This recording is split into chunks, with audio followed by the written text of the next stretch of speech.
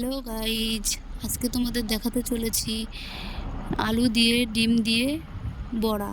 কিছু আলু সেদ্ধ করে নিয়েছি, কিছু পেঁয়াজ নিয়ে নিয়েছি আর একটা ডিম নিয়ে নিয়েছি। আলু ভালো করে মেখে নিয়েছি, তারপর পরিমাপ মতন লবণ দিয়ে দিয়েছি, পরিমাপ মতন হলুদ দিয়ে দিয়েছি,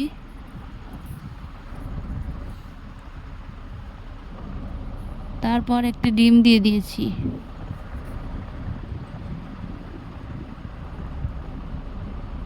এবার ভালো করে মেখে নিয়েছি।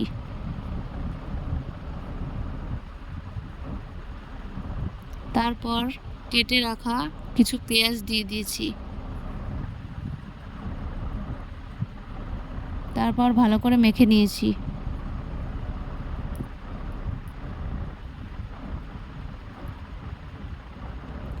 তারপর কড়াই বসিয়ে দিয়েছি।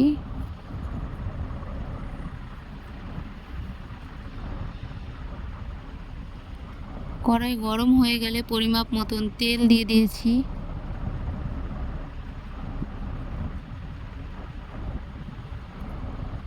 তেল গরম হয়ে গেছে, এবার আগে থেকে মাখিয়ে রাখা আলুগুলো ছোট ছোট করে দিয়ে দেব।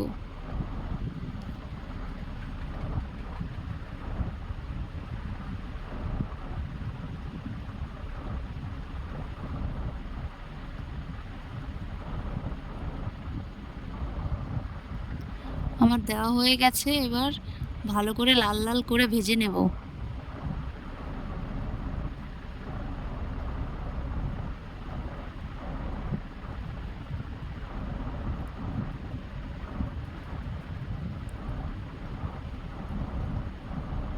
লাল লাল করে ভাজা হয়ে গেছে, এবার নামিয়ে নেব।